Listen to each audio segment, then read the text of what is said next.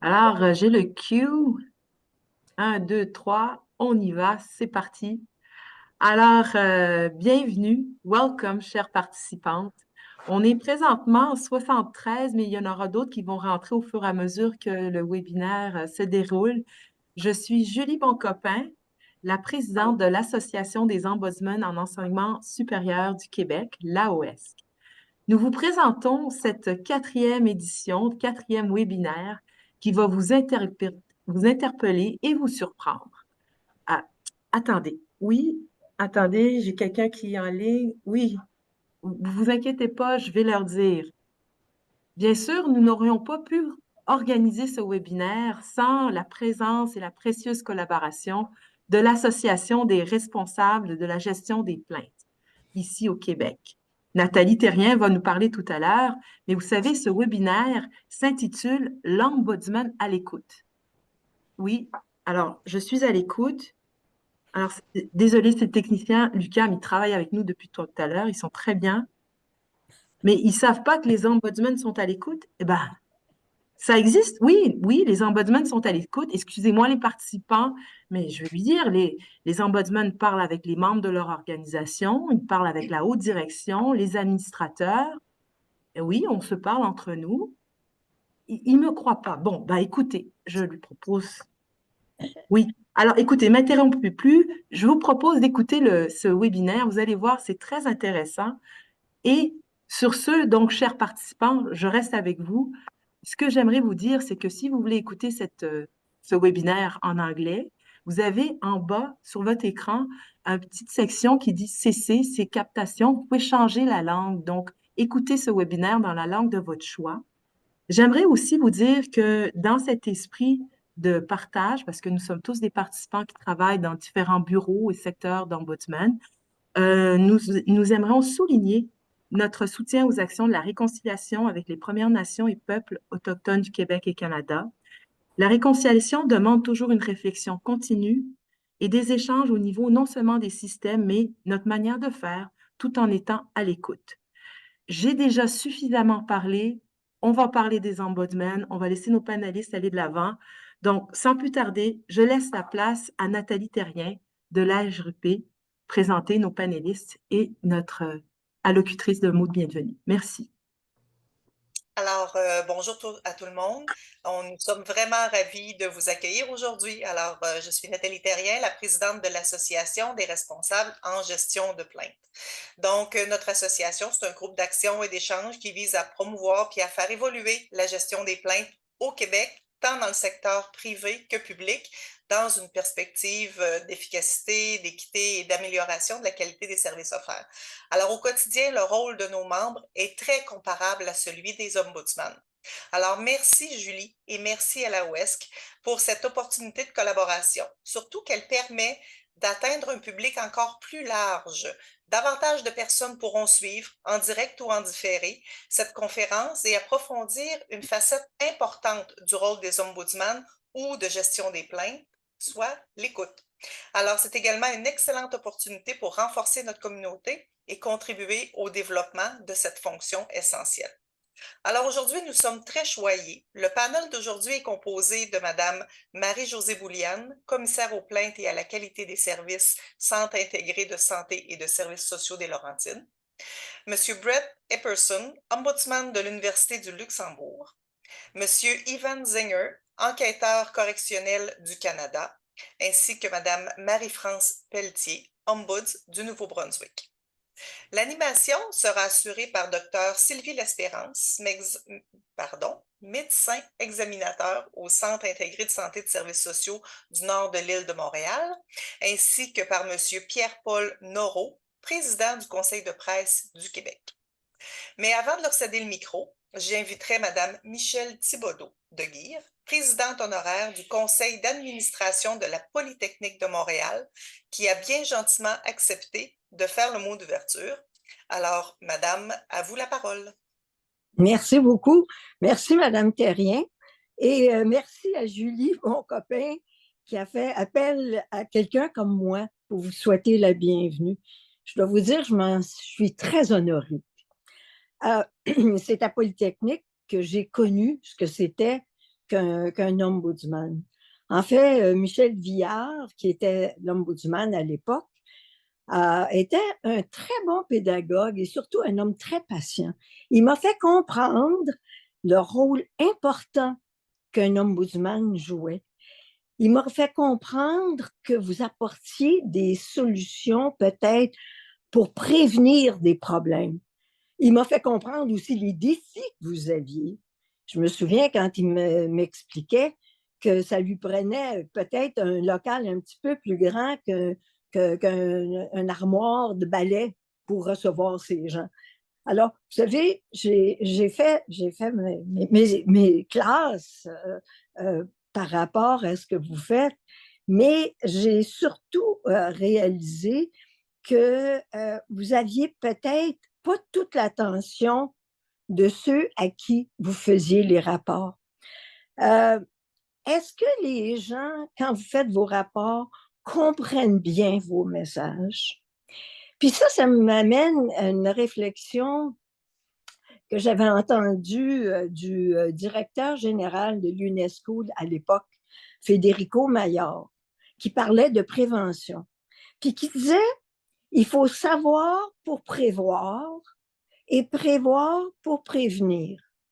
Je répète, il faut savoir pour prévoir, prévoir pour prévenir. Malheureusement, la prévention n'est pas valorisée.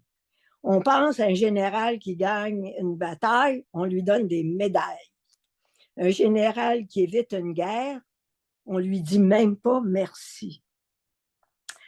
Alors, vous autres, ce que l'ombudsman, ce que je comprends que vous faites, vous êtes vraiment, vous nous aidez à prévenir des problèmes. Donc, c'est important que vous assuriez d'être bien compris parce que ce que vous avez à dire est très important pour nos institutions. Alors, bonne rencontre et merci encore pour l'opportunité. Merci, Madame Thibodeau-de-Guire. Je pense que c'est là une excellente mise en contexte, une belle introduction.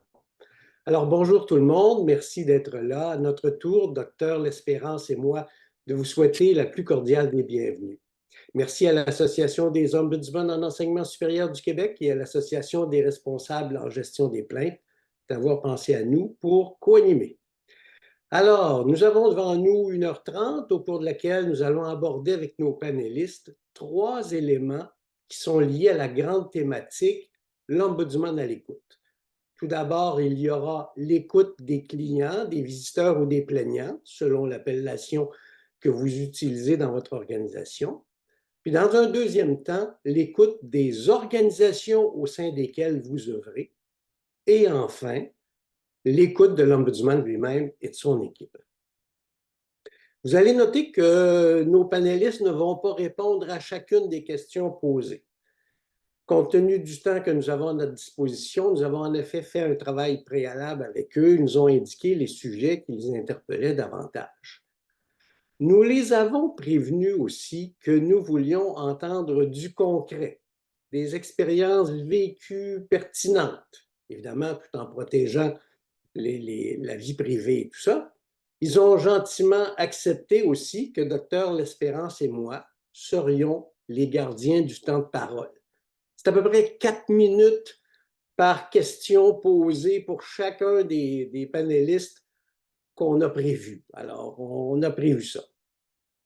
Notre objectif, en fait, c'est qu'il reste quelques minutes à la fin pour prendre des questions, car il n'est malheureusement pas possible de le faire pendant le panel de discussion. Si vous avez des questions, n'hésitez pas à les transmettre au fur et à mesure en utilisant l'onglet questions-réponses. On verra s'il y a des questions qui se sont ajoutées au fur et à mesure. Alors voilà, à vous, Docteur L'Espérance, de lancer les interventions. Merci, Monsieur Noreau. Bienvenue à tous. Merci aux organisatrices. Alors, notre premier thème, l'ombudsman à l'écoute des clients. L'ombudsman offre un recours simple, gratuit et accessible à la clientèle qui est souvent en rupture de confiance avec l'institution. La clientèle vous contacte, soit via un formulaire, un appel, un courriel ou une visite en personne. Les personnes qui s'adressent à vous sont parfois dans une situation de grande vulnérabilité et peuvent vivre des émotions intenses lorsqu'elles frappent à votre porte pour obtenir du soutien. Nous souhaitons entendre ici vos histoires marquantes, ces moments où l'écoute de l'Ombudsman a un effet puissant et une réelle différence dans la vie des gens. Alors, la première question, selon votre expérience, qu'est-ce que le client recherche surtout à travers sa plainte? Une réparation, une amélioration des services, une contribution afin que ça n'arrive pas à d'autres, ou peut-être est-ce un objectif différent selon les clientèles à desservir? La parole est à Mme Bouliane et ensuite M. Zinger. Merci, Dr. L'Espérance. Alors, quand vous posez la question, qu'est-ce que le client recherche, je dirais là, pour les commissaires aux plaintes en santé là, au Québec, dans la grande majorité des cas, ces personnes-là souhaitent une amélioration de la qualité des soins et des services pour éviter que pareilles situations ou circonstances se répètent dans le futur. Je dirais aussi que les personnes plaignantes s'attendent également là, de notre part à beaucoup d'ouverture, à de l'écoute, de la bienveillance. Puis par-dessus tout, elles vont souhaiter que le processus de traitement des plaintes demeure indépendant. D'entrée de jeu, là, vous mentionnez que vous voulez entendre des histoires marquantes. Bon, c'est sûr qu'on doit se limiter parce qu'on est tenu à la confidentialité, mais j'aimerais peut-être partager une petite histoire récente là, qui m'est arrivée. C'était dans le cadre du traitement d'une plainte très sensible, là, où est-ce qu'il y avait un deuil très, très, très difficile, complexe. Donc, pour ma part, j'avais une conclusion là, vraiment costaude à rendre avec beaucoup de recommandations. Puis je trouvais ça très impersonnel d'envoyer ça à la personne plaignante, par exemple, par courriel ou par la poste. Donc, j'ai pris la décision d'offrir à la personne plaignante de me rendre à domicile pour lui transmettre mes conclusions de façon un petit peu plus personnalisée. Je l'ai invité à être accompagnée des personnes de son choix. Donc, il y avait des membres de la famille qui étaient là. Ça a été grandement apprécié. Je ne fais pas ça dans tous les dossiers, bien sûr, parce qu'on a une charge de travail très lourde, mais dans un contexte comme celui-ci, vraiment, la famille a grandement apprécié. C'était empreint d'émotion et beaucoup de reconnaissance de la part de la famille et des plaignants. Merci. Monsieur Zinger? Oui, merci et bonjour tout le monde. Avant de répondre à votre question, je pense que c'est important de vous donner un petit peu de contexte parce que ce que je fais est un peu inusité. Mon équipe et moi-même, nous traitons des plaintes provenant de délinquants et délinquantes qui ont reçu qui sont en pénitencier pour la plupart et qui ont reçu une sentence fédérale, donc de 2 ans ou plus.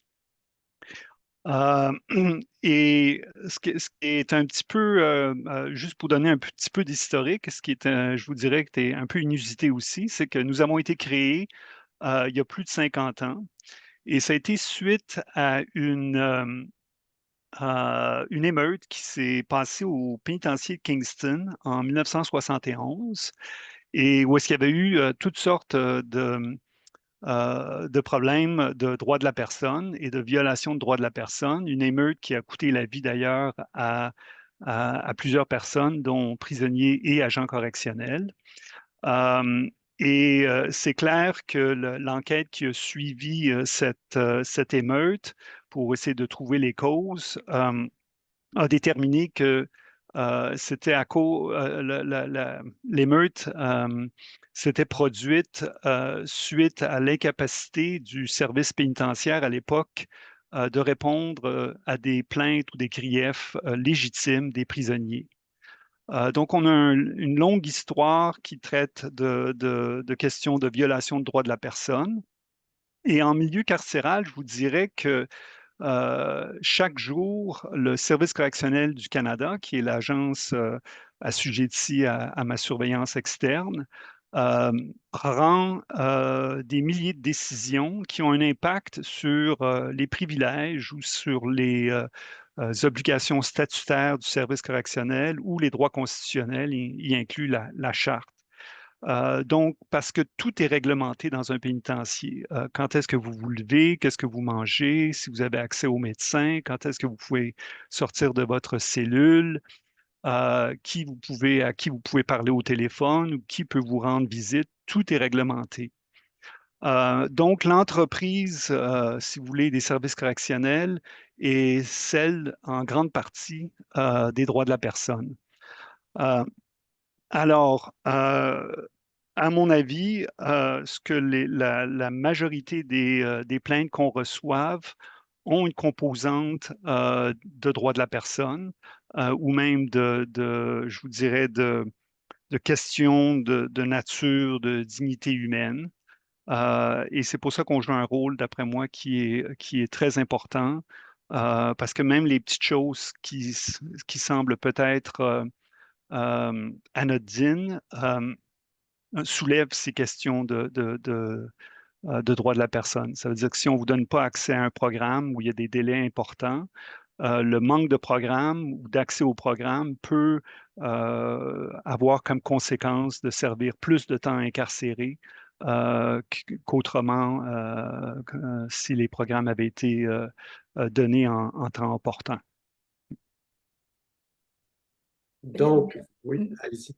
Merci, M. Zingler. Donc, c'est un peu, hein, je pense que c'est Nelson Mandela qui disait qu'on peut juger un pays à la façon dont il traite ses prisonniers ou quelque chose comme ça. Donc, ce qu'on veut, c'est reconnaître l'humain hein, derrière la personne qui s'adresse à vous de façon générale. Merci beaucoup. Si on regarde les différentes étapes du processus auquel les ombudsman et les gestionnaires en matière de plainte doivent passer, est-ce qu'il y a une étape dans le traitement de la plainte qui vous apparaît particulièrement importante? Puis en sous-question, est-ce qu'il y a des pièges à éviter à l'une ou l'autre des étapes de ce processus? D'abord, Mme Pelletier, puis M. Epperson. Bonjour, est-ce que vous m'entendez bien? Oui. Très bien. OK, parfait. Je voulais tellement être à l'écoute que tantôt j'ai débranché mon micro. Alors, merci beaucoup pour la question, M. Noro. Je dirais qu'il y a probablement les deux étapes les plus importantes, à mon sens. Ça commence d'abord par la collecte de données. L'intervention initiale avec la personne qui communique avec notre bureau, qui a besoin de notre aide. Parce que dès le départ, il faut établir un lien de confiance avec cette personne-là, que peu importe si on sera capable de faire quelque chose pour elle, que cette personne-là se sente écoutée et qu'elle a eu de l'aide de notre bureau, peu importe ce que ça peut représenter. Donc, ça nous aide, dès les premiers contacts avec notre bureau, ça nous aide à déterminer quel est le problème que cette personne-là veut aborder. Est-ce qu'on est capable de recevoir cette plainte-là? Est-ce qu'on a l'autorité d'en traiter? Et si on n'en a pas, ben qu'est-ce qu'on peut faire pour réorienter cette personne-là pour que ça soit pas, pour qu'elle ait quand même une piste pour résoudre son problème. Donc ça, je pense que dès le départ, établir ce lien de confiance-là avec l'individu, ça, c'est une étape qui est très importante. Et établir le lien de confiance, ça ne vaut pas seulement pour la personne qui est plaignante, mais ça va aussi pour l'institution avec laquelle on traite.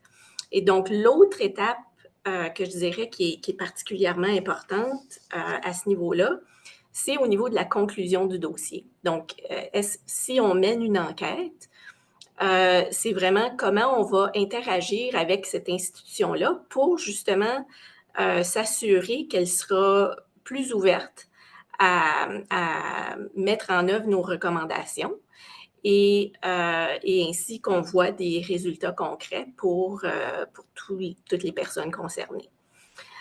Les pièges à éviter, à mon sens, c'est justement de demeurer impartial et objectif tout au long du processus et de s'assurer aussi que les recommandations, les mesures qu'on propose seront quand même réalisables.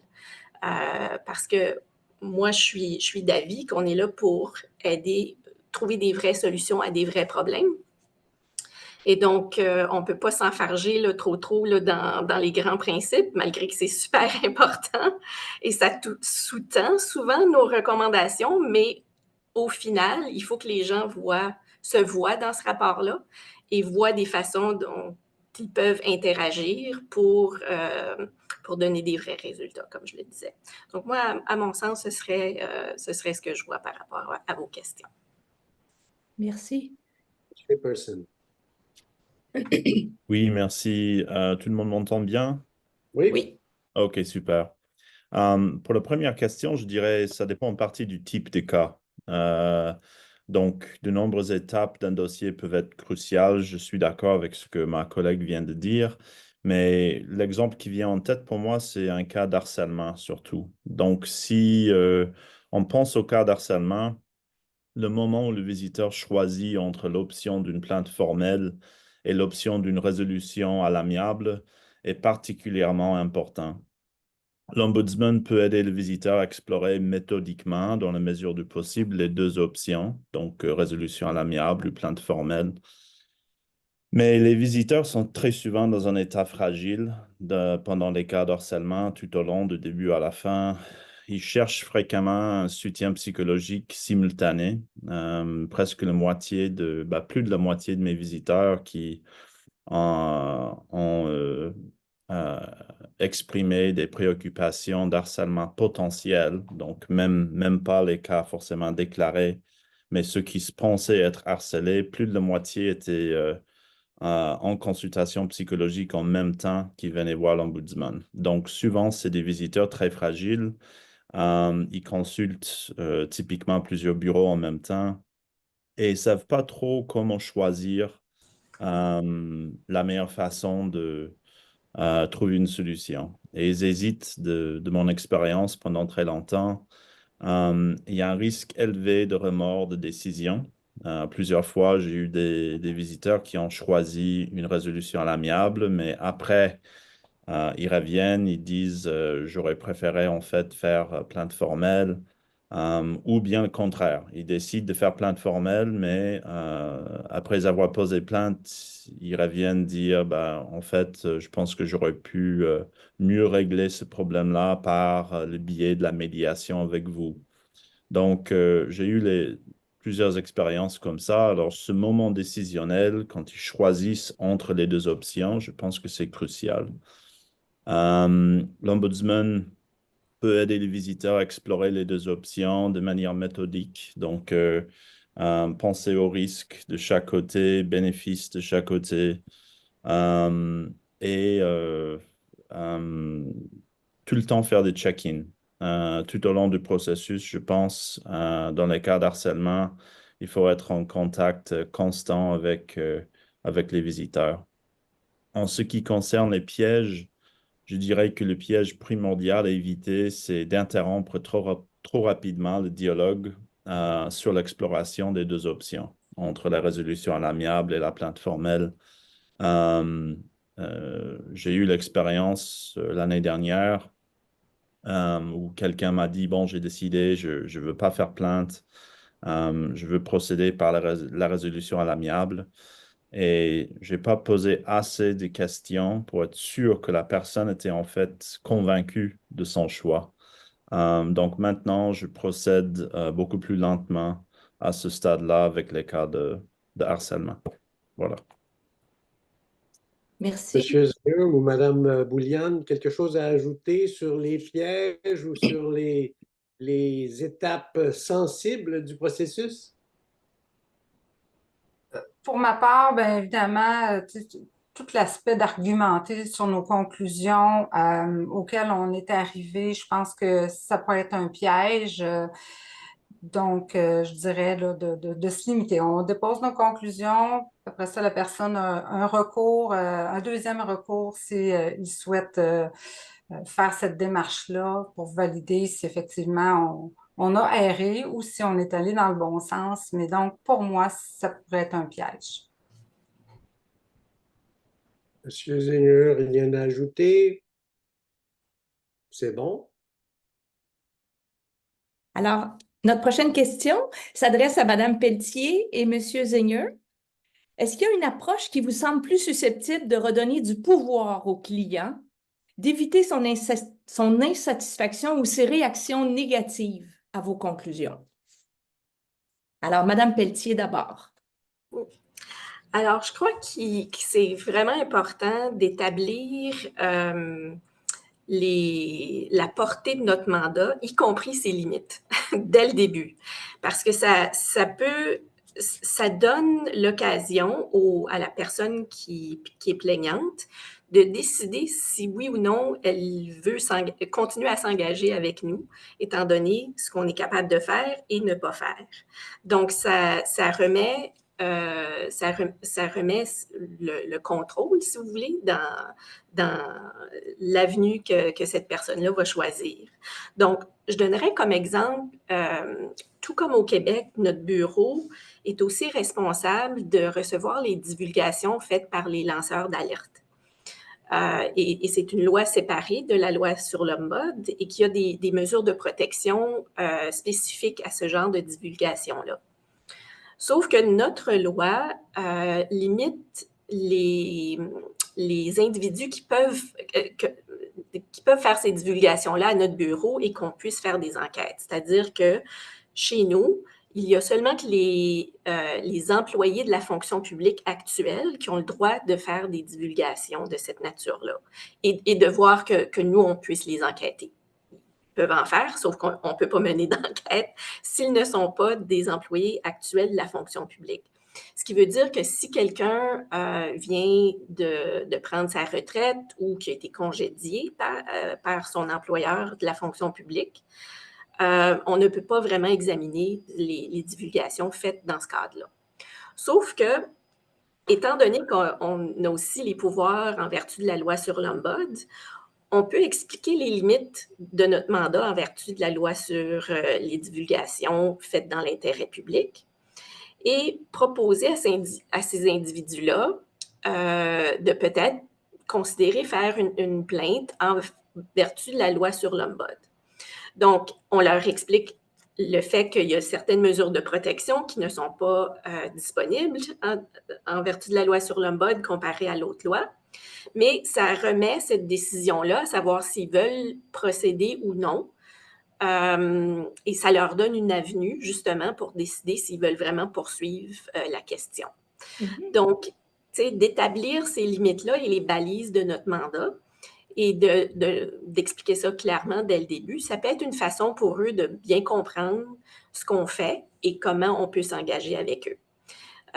Ça ne veut pas dire qu'on va éviter toutes les déceptions là, en fin de compte, mais de communiquer clairement et à différentes étapes de l'enquête, ça peut vraiment aider les gens à comprendre où on s'en va et à ce qu'il n'y ait pas de surprise ou le moins de surprise possible au cours de l'enquête.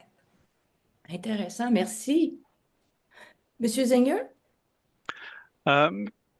Encore une fois, je vais parler au fond de grands principes. Je crois que pour éviter l'insatisfaction et toute réaction négative, historiquement, mon bureau a réalisé qu'essayer de résoudre les plaintes au plus bas niveau semble donner de meilleures chances de résolution. Et ça, c'est vrai non seulement pour les bureaux d'Ombuds, mais aussi pour les systèmes de plaintes et griefs internes à une organisation. Si je prends le cas, par exemple, des Services correctionnels du Canada, ils ont un système interne de plaintes et griefs. Et le système a été jugé par nous à plusieurs reprises comme étant dysfonctionnel et souvent incapable de résoudre les problèmes de façon informelle parce que trop peu de ressources sont investies pour justement adresser ces problèmes à l'établissement avec les gens impliqués. Et après ça, on passe un système où est-ce qu'on fait une plainte plus formelle au directeur ou directrice de l'établissement. Et si on n'est pas content, on peut faire élever ça au niveau du commissaire des services correctionnels du Canada.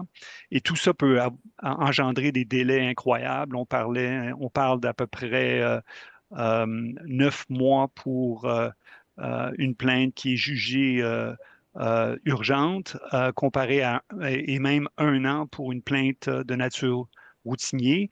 Les services récemment ont amélioré un petit peu leur performance, mais encore une fois, il y a des problèmes au niveau de la nature de la décision qui n'est souvent pas juste et équitable et des délais déraisonnables qui rendent tout le processus très difficile. Et je vous dirais qu'à cause de cette incapacité du service d'avoir un bon système de résolution de plaintes internes, le fardeau de travail de notre bureau augmente parce que les détenus ne croient plus au système de plainte interne. Donc, il vient nous voir à nous. Et nous, on a je vous dirais que le même grand principe, ça s'applique. Ça veut dire que quand on essaye de résoudre, on met toute notre énergie pour essayer de résoudre le problème au niveau de l'établissement sans que ça devienne quelque chose de plus gros et que ça engendre des délais et tout ça. Alors, mes nombreux enquêteurs vont dans les pénitenciers et essayent de résoudre avec le directeur ou la directrice de l'établissement. Et ça, on semble avoir une bonne efficacité. Où est-ce que ça devient plus compliqué? C'est quand on traite de problèmes de nature systémique et que mes recommandations sont dirigées vers soit la commissaire des services correctionnels, qui est l'équivalent d'une sous-ministre, ou au ministre de la Sécurité publique ou au gouvernement du Canada. À ce moment-là, je vous dirais que l'efficacité de mon bureau tombe de façon significative et c'est très difficile de résoudre ce genre de problème de nature plus systémique. Merci. Vous répondez déjà un peu à la question suivante par votre intervention. La question qui suit, c'est comment voyez-vous le rôle de l'Ombudsman à l'égard des enjeux systémiques pouvant affecter la communauté que vous desservez justement?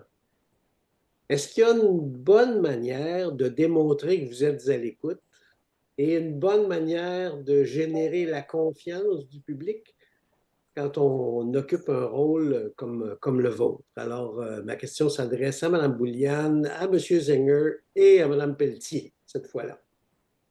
Mme Bouliane. Merci, M. Noreau. Donc, moi, je pense qu'il y a plusieurs moyens qui peuvent être utilisés là, pour démontrer notre écoute, puis générer la confiance du public. Tout à l'heure, je vous ai donné un exemple de livrer des conclusions de façon plus personnalisée, plus humaine, en se déplaçant. Évidemment, on ne fait pas ça à tous les dossiers parce qu'on ne pourrait pas, mais justement de tenter de rendre nos conclusions justement plus humaines, de façon plus personnalisée aux personnes plaignantes. Je pense que c'est une bonne façon de démontrer d'une part notre écoute, puis de permettre que le rôle qu'on exerce, qui est un rôle très important, puisse rassurer le public, les usagers en santé, que le travail qu'on fait, là, on le fait pour améliorer les conditions, pour améliorer l'accès aux soins et aux services.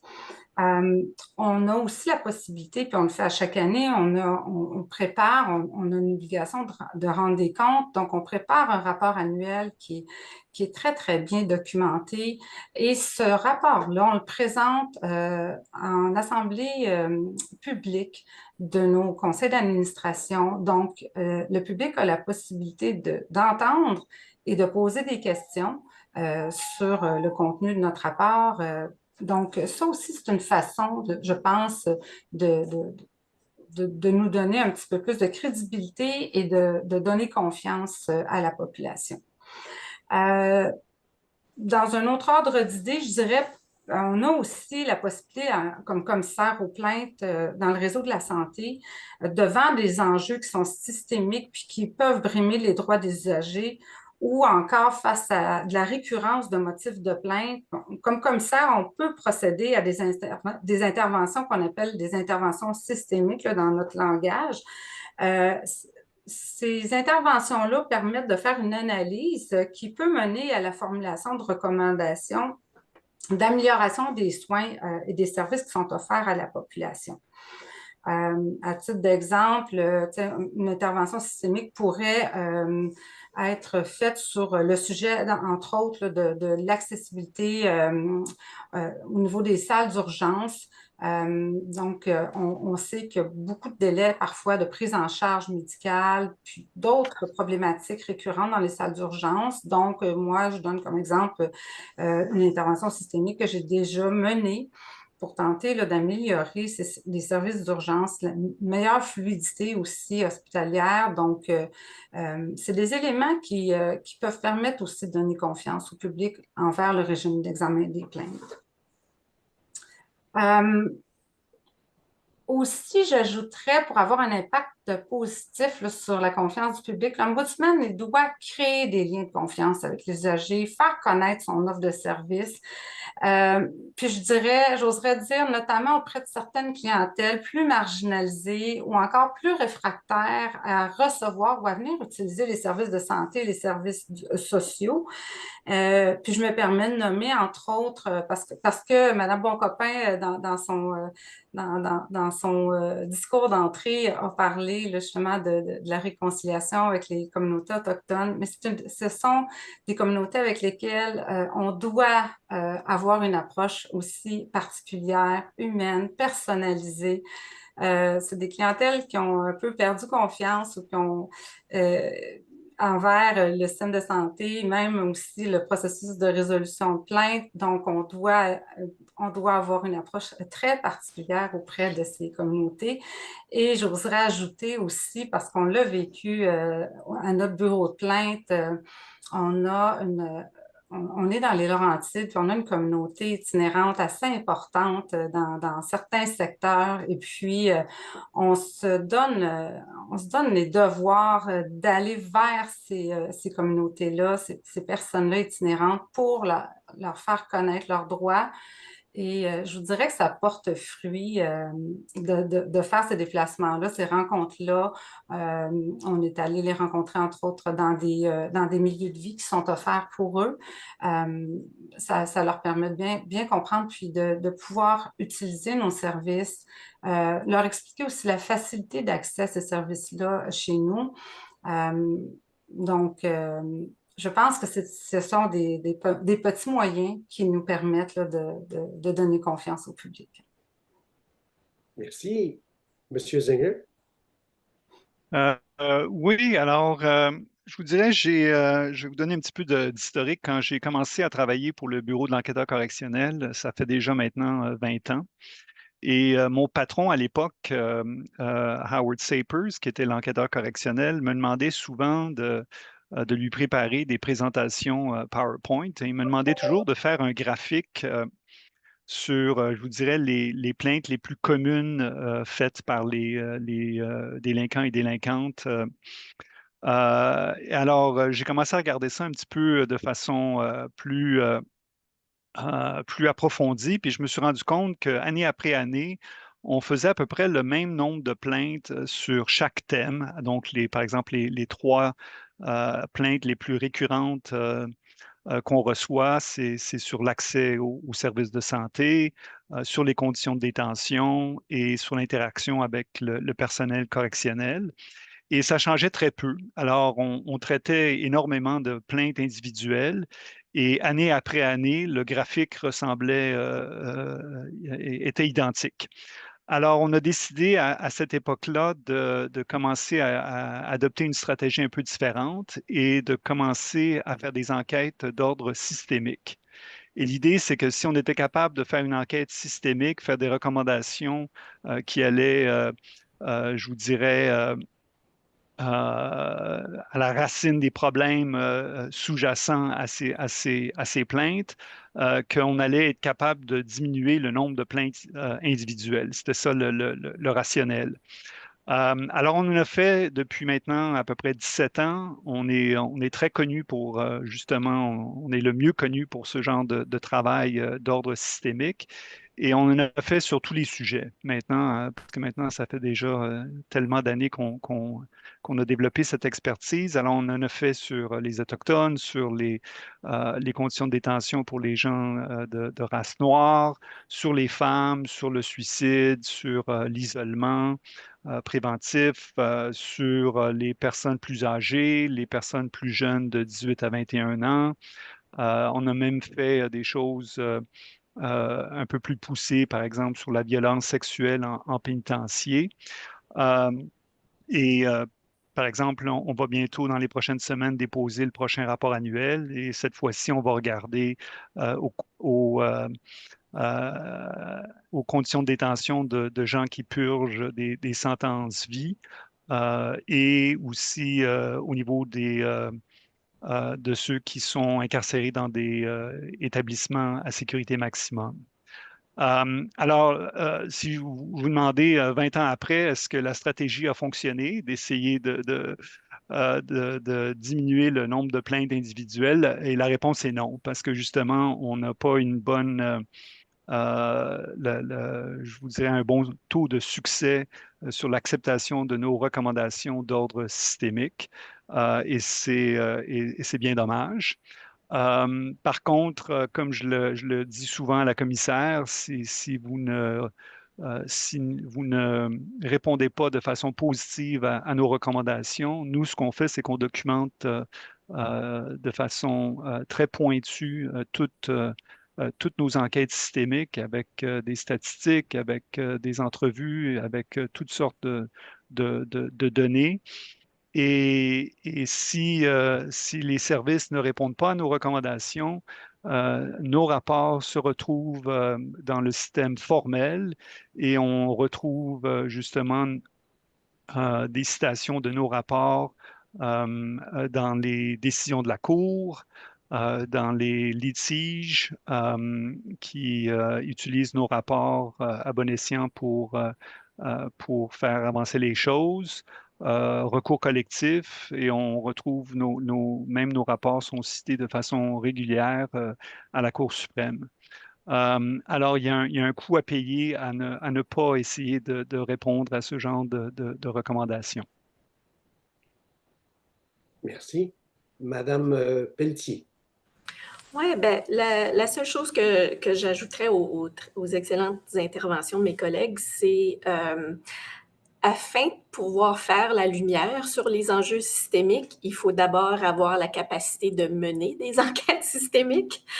Et pour nous, au Nouveau-Brunswick, nous avons la compétence de le faire en vertu de notre loi, sauf que pendant plusieurs années, nous étions aux prises avec un sous-financement chronique de notre bureau, ce qui a vraiment beaucoup limité notre capacité de mener à bien des enquêtes systémiques. Alors, moi, dès le début de mon mandat, je me suis attardée à cette question-là et on a été capable de mettre en place un argumentaire qui a été convaincant auprès des membres de l'Assemblée législative qui approuvent nos budgets. Alors, nous avons été capables de les convaincre du bien fondé de bien financer notre bureau pour qu'on soit capable de mener à bien l'ensemble de nos responsabilités, y compris de mener des enquêtes systémiques.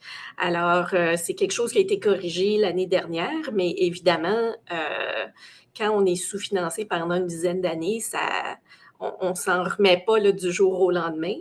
Mais finalement, là, on est content d'être sur la bonne voie, là, d'être capable de reprendre ce type de travail-là et qui n'a pas été inexistant, mais qui a été très limité et qui a fait en sorte que certaines de nos enquêtes ont probablement pris plus de temps à réaliser que ce qui aurait été souhaitable. Donc, c'est la seule chose que je voulais ajouter à ce niveau-là. Je me permets de rebondir, M. Zinger. Est-ce qu'il y a une question de moyens qui peut changer des choses ou Mme Pelletier évoque là, qu'à une certaine période, ils ont manqué de moyens pour faire ces enquêtes systémiques. Vous, est-ce qu'il y a un enjeu de moyens du côté du milieu carcéral? C'est une bonne question. Je crois qu'on est bien financé et je crois que les différents gouvernements précédents et actuels considèrent que le travail qu'on fait mérite un financement adéquat. Pendant les derniers 7 ans, d'ailleurs, mon propre budget a augmenté de plus de 50%. Alors, on fait ce on fait du mieux avec ce qu'on a, mais pour moi, c'est un bon investissement d'essayer d'adresser les plaintes de façon systémique et non de façon individuelle, parce que c'est du travail qui est si on peut justement résoudre les problèmes à la souche, ça serait une bien meilleure solution. Merci. Alors, on aborde maintenant le deuxième thème.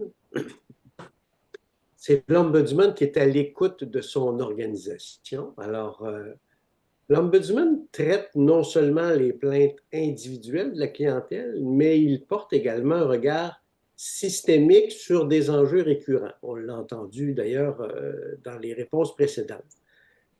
L'analyse que l'Ombudsman fait des situations problématiques vécues par la clientèle, ça permet de révéler des problèmes jusqu'alors inconnus dans l'organisation. Ainsi, il joue un rôle important dans le système de gestion de la qualité. Cependant, son intervention n'est peut-être pas toujours aussi bienvenue que celle d'autres instances internes qui sont dédiées à l'amélioration de la qualité. Alors, c'est pourquoi on devine que l'Ombudsman doit exercer son rôle avec une grande diplomatie et un grand sens stratégique. Alors, ce qui nous intéresse ici, c'est comment l'Ombudsman fait cheminer les préoccupations de la clientèle jusqu'aux plus hautes sphères de l'organisation. Alors, une première question sur ce thème de l'Ombudsman à l'écoute de son organisation. Quelle approche préconisez-vous pour accompagner l'organisation au sein de laquelle vous œuvrez quant à l'amélioration de la qualité des services et des processus? Faut-il, par exemple, soumettre des données par secteur d'activité, identifier des tendances qui pourraient devenir préoccupantes? Et, en sous-question, voyez-vous un risque pour votre indépendance quand vous faites ces efforts de collaboration? La parole est à Mme Pelletier et ensuite M. Epperson.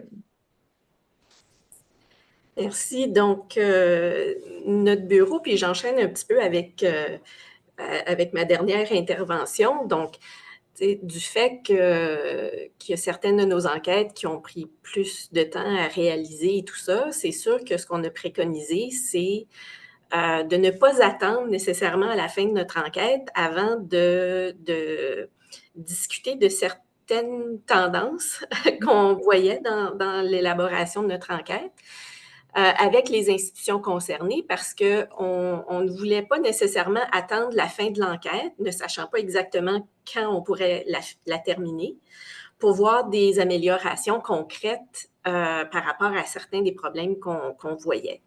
Donc, en faisant ça, peut-être qu'à la fin de notre enquête, notre rapport sera peut-être un petit peu moins punché du fait qu'on a déjà discuté de certains éléments avec l'institution et que cette institution-là a déjà répondu à nos préoccupations. Donc, peut-être que ça sera moins intéressant pour les médias de parler de succès, mais pour nous, c'est vraiment fondamental parce que il faut se soustraire en tant que bureau, on n'est pas là pour se faire voir. Nous, on est là pour vraiment mettre la lumière sur les problèmes qui nous sont confiés, si vous voulez.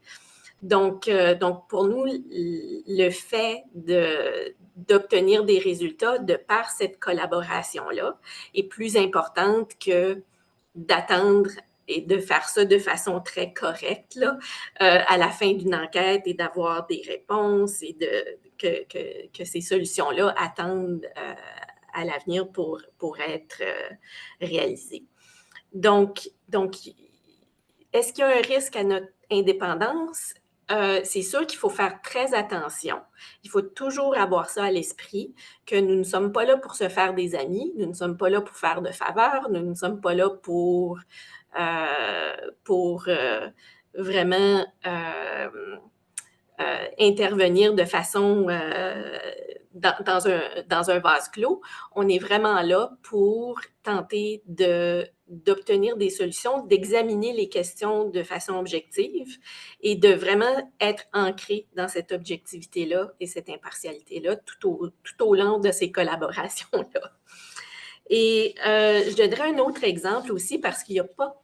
On peut obtenir des résultats, évidemment, par les voies informelles. Certains de mes collègues en ont déjà parlé. Mais je donnerai un exemple précis, par exemple, d'un dossier dans lequel on n'a pas reçu de plainte, on n'a pas été appelé à intervenir, sauf que c'était un dossier c'était une question qui avait été hautement médiatisée. Et c'était la situation d'un détenu qui avait été libéré là, à la fin de sa sentence provinciale, on s'entend, ça ne relève pas du fédéral comme M. Zinger, et qui avait été mis en liberté à une période où des bureaux gouvernementaux qui auraient pu lui assurer certains services à sa remise en liberté étaient fermés. Et malheureusement, cet individu-là a eu une fin assez tragique et du fait qu'il est sorti sans aucun appui à la fin de sa sentence. Donc, ayant constaté cette situation-là, on savait que la période des fêtes approchait et qu'il y aurait sans doute d'autres détenus qui seraient remis en liberté en période des fêtes où les bureaux gouvernementaux sont fermés ou sont ouverts à moindre capacité et tout ça. Donc, ce qu'on a décidé de faire, et c'est un exemple dont on a parlé dans notre rapport annuel l'année dernière, on a décidé de réunir certains de ces ministères-là parce que c'est un problème vraiment interministériel où les gens ne se parlaient probablement pas suffisamment, là. Et donc, on a été capable d'apporter tous ces gens-là à une même table pour essayer de mettre en place au moins une procédure ou un procédé intérimaire là, pour la période des fêtes qui allait approcher, pour s'assurer que les personnes qui allaient être libérées pendant cette période-là avaient certains des appuis qui étaient déjà mis en place avant leur libération. Donc, ça a fonctionné pour cette année-là. Malheureusement, ça ne semble pas être une pratique qui a été maintenue là, de façon permanente, mais on va continuer nos interventions avec les ministères pour voir s'il n'y a pas lieu de mettre en place quelque chose de plus permanent. Donc, c'est quelque chose qu'on a fait de notre propre gré, sans y être invité par qui que ce soit. Mais on est du moins content qu'on ait été capable de réaliser ces succès-là, même de façon intérimaire pour les individus qui étaient concernés à cette époque-là. Ben, vous reprenez un peu ce que Mme De Guire disait tantôt, hein? Prévoir pour prévenir. Merci. C'est ça, oui. Monsieur Epperson? Oui, merci. Bien entendu, je travaille dans le secteur universitaire, donc je fais beaucoup moins d'enquêtes dans ce secteur. C'est assez rare que j'accepte de faire une enquête sur un cas particulier. J'en fais de temps en temps, peut-être 1 ou 2 fois par an. Mais par rapport à la première question, quelle approche je préconise pour accompagner l'université dans l'amélioration de la qualité des services et des processus? Tout d'abord, dans la mesure du possible, j'essaie de limiter mes recommandations systémiques à mon rapport annuel. Et bon, je vais expliquer pourquoi.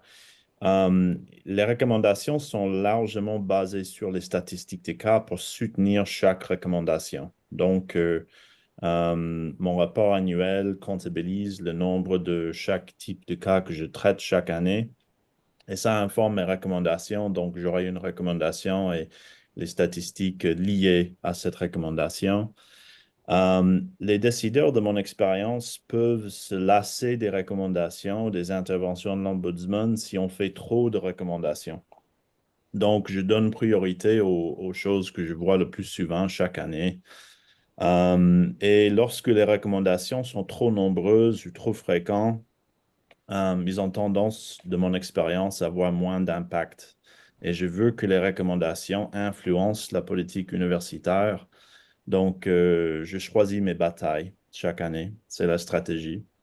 Ça ne veut pas dire que j'oublie des choses que les visiteurs me demandent de porter à l'attention du conseil de gouvernance. Ce n'est pas que j'oublie, mais je donne priorité selon les statistiques et peut-être je vais laisser une autre question pour la prochaine année.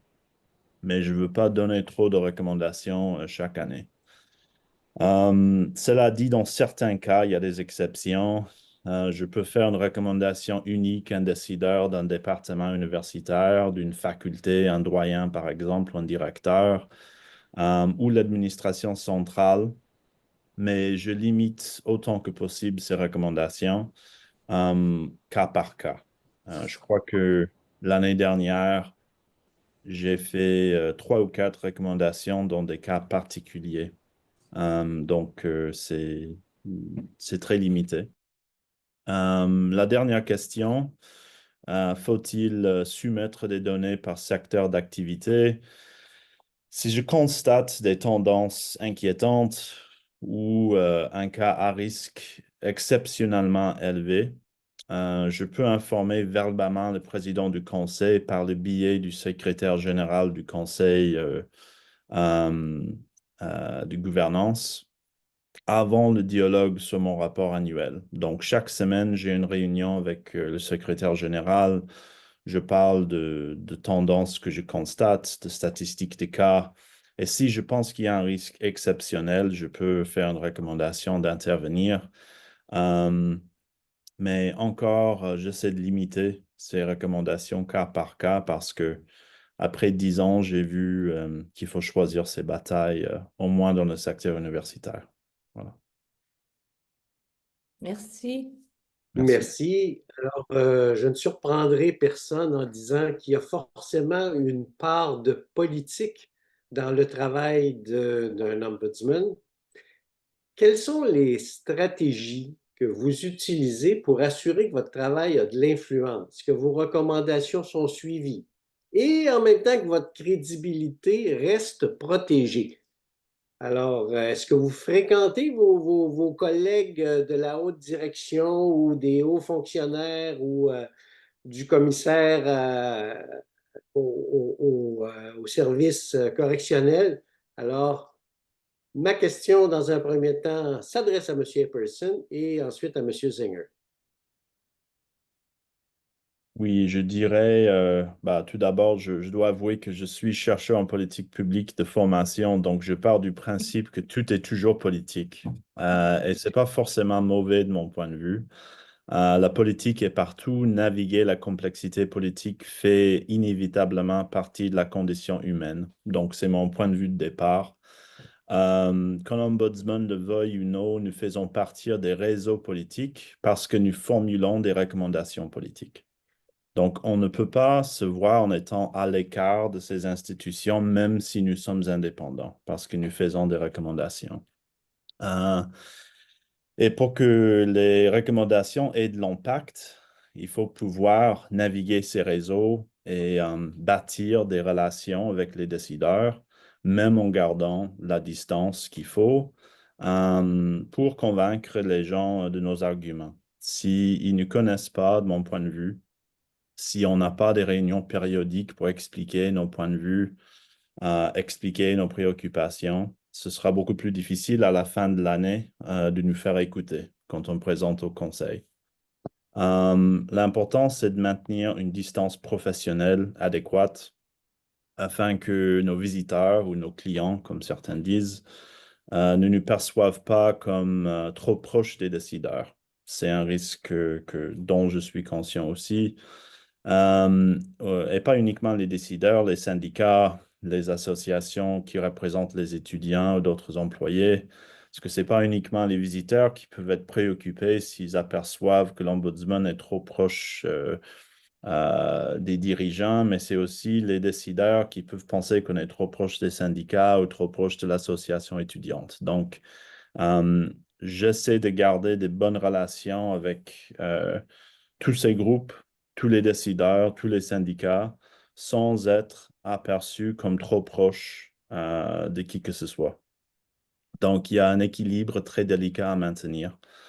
Je pense aussi, revenant à cet objectif de limiter le nombre de recommandations en veillant à ce qu'ils appuient sur nos statistiques. Donc, on ne fait jamais de recommandations qui ne sont pas soutenues statistiquement. Et en soulignant les risques et les avantages dans notre dialogue qui précède le rapport annuel, on peut maximiser l'impact de nos recommandations. Excellent. Merci beaucoup. Monsieur Zinger. Oui, alors pour nous, c'est clair que le plus gros défi, c'est de faire avancer ces dossiers d'ordre systémique. Et on a toutes sortes de leviers à notre disposition en tant que bureau d'Ombuds.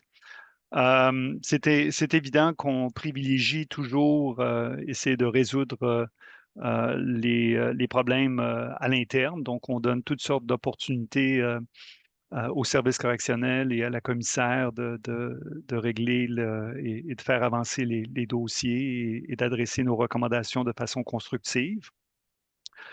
Si ça ne fonctionne pas, évidemment, on a une obligation statutaire sous la loi qui nous force, parce que la loi nous dit qu'on n'a pas le choix. On doit aviser le ministre de la Sécurité publique qu'une recommandation, par exemple, n'est pas adressée de façon adéquate. Évidemment, à travers le dépôt de nos rapports annuels devant le Parlement, où des fois, c'est arrivé à trois reprises des rapports spéciaux au Parlement, on peut faire monter un petit peu la pression avec, évidemment, en engageant les médias. Au niveau de la couverture médiatique, malgré qu'on a un mandat un petit peu inusité, on a une très bonne couverture médiatique, que ce soit mon prédécesseur ou moi, on a été capable de soulever tous les dossiers, ont une belle couverture médiatique. Si je vous donne un petit peu un exemple, je pense que c'est peut-être c'est plus simple avec un exemple. Comment on fait pour monter la pression ou monter le ton. Si je vous donne, par exemple, sur la question autochtone, vous savez, dans nos pénitenciers maintenant, la situation s'empire d'année après année. On a maintenant un taux de surreprésentation des Autochtones qui sont maintenant à peu près 32 de la population carcérale fédérale. Et pour les femmes, on parle de 50 de la population féminine carcérale et a des racines autochtones. Pendant les 50 ans d'existence de mon bureau, 51 cette année, on a fait plus de 80 recommandations sur les questions autochtones.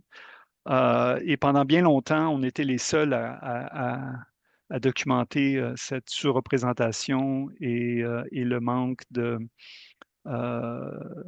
soins que portent les services correctionnels aux spécificités uniques des peuples autochtones qui sont incarcérés. Mais avec le temps, on a été capable justement d'influencer toutes sortes d'autres organismes et d'autres enquêtes. Par exemple, on a été bien cité avec la commission sur la réconciliation et la vérité. On a aussi été, plusieurs de nos recommandations ont été citées mot pour mot sur l'enquête sur les femmes et les filles autochtones disparus ou assassinés. On a constamment été cité dans des rapports de comités parlementaires et tout ça. Et avec le temps, je pense qu'on a pris de plus en plus de place sur la place publique sur ces questions-là.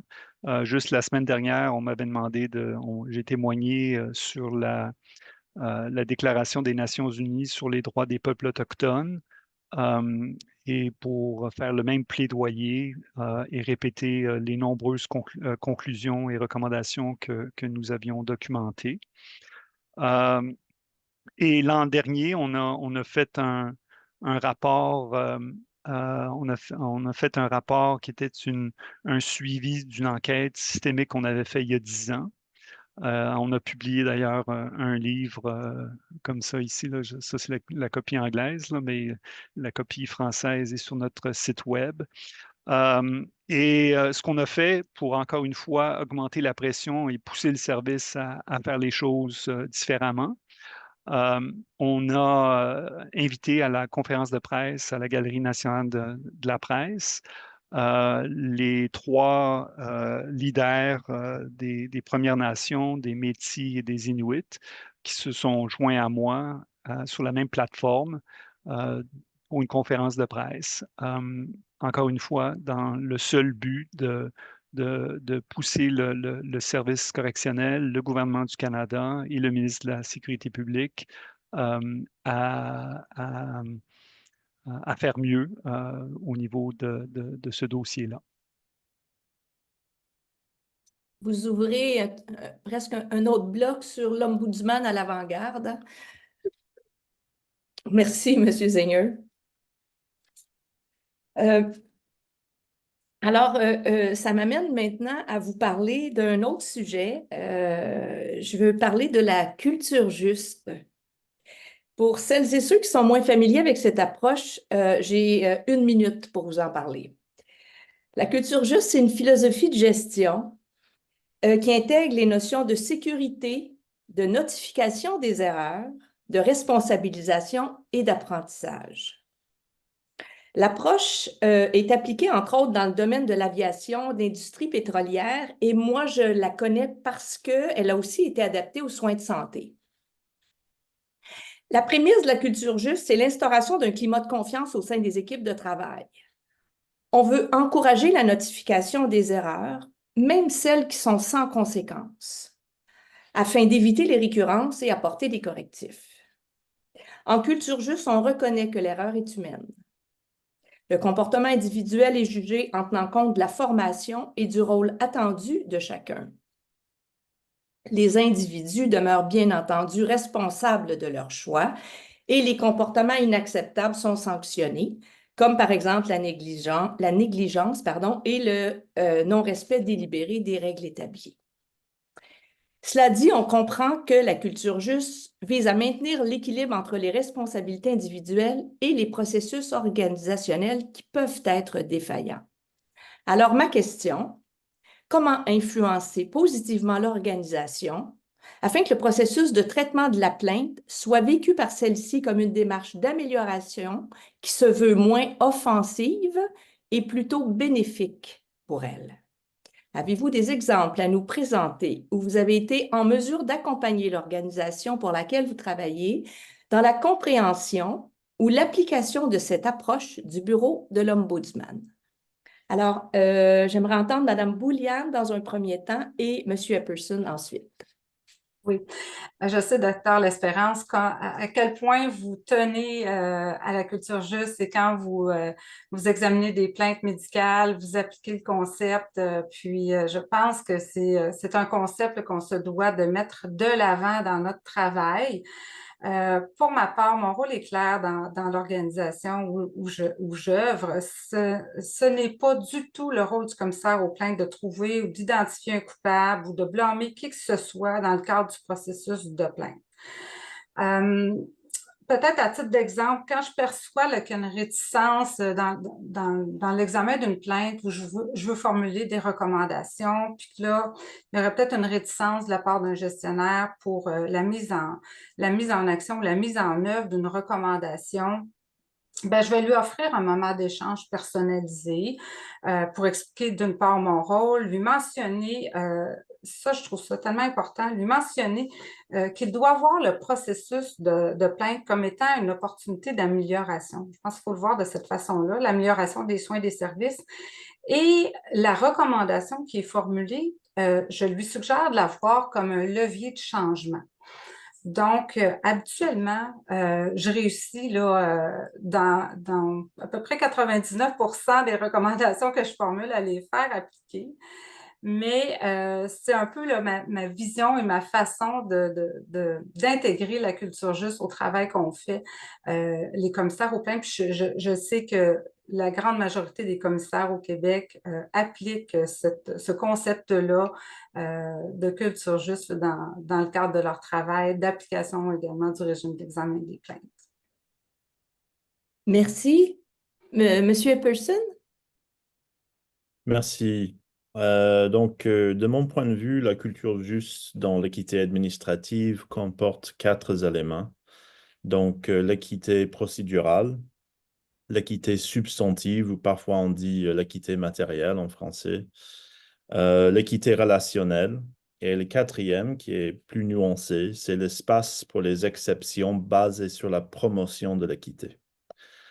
Donc, l'équité procédurale, l'Ombudsman examine le respect de toutes les politiques et procédures universitaires applicables dans le cas d'un visiteur particulier. Est-ce que les règles ont été suivies? C'est la question simple.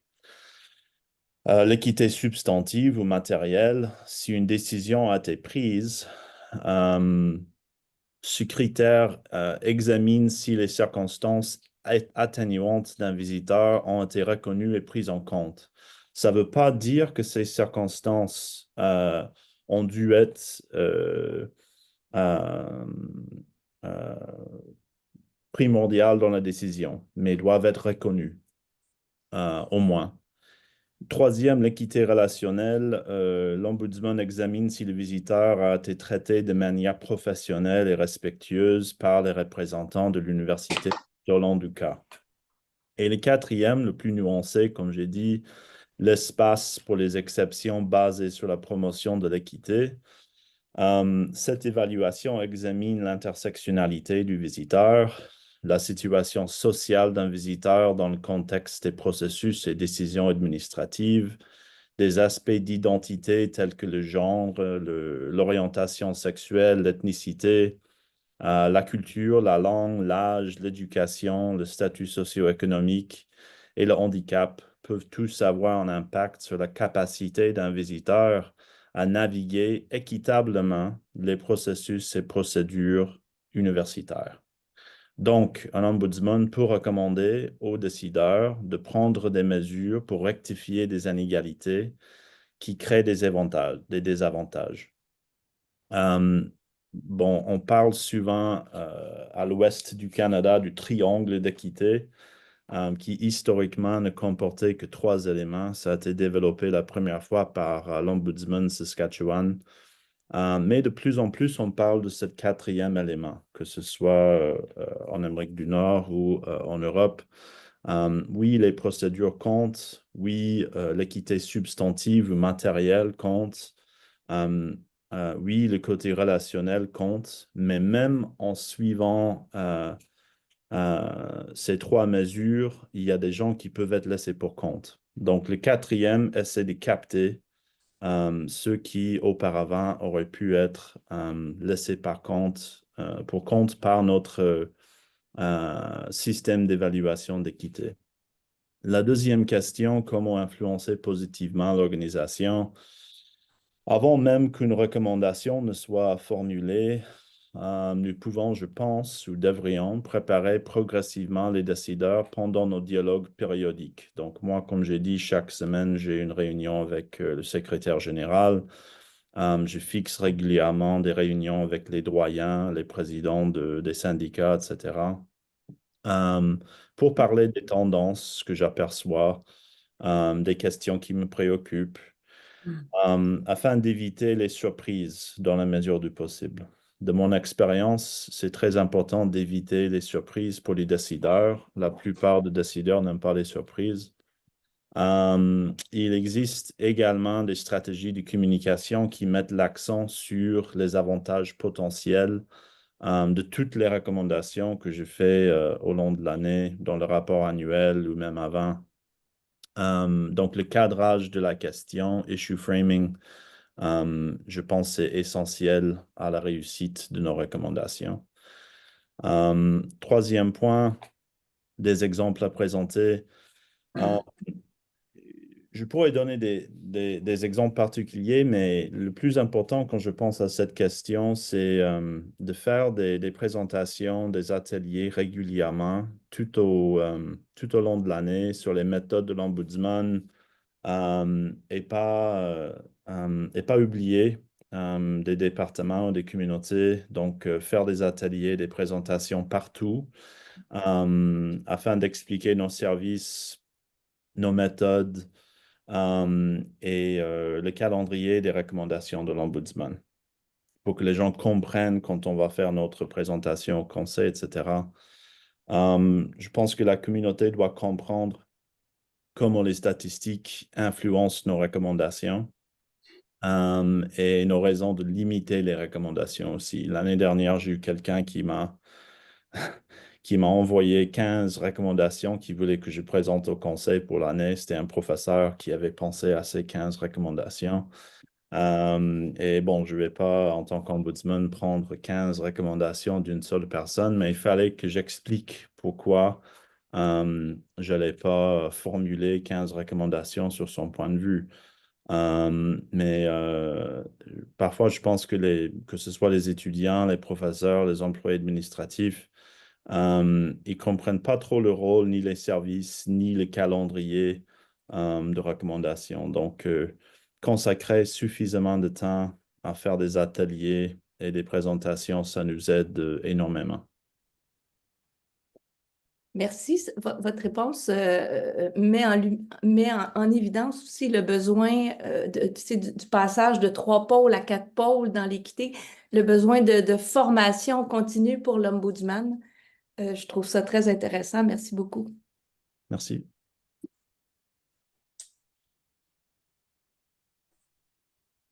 Troisième thématique. Oui.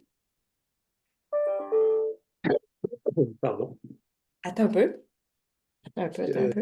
Oui, le troisième bloc, oui, j'étais encore sur nos belles réponses.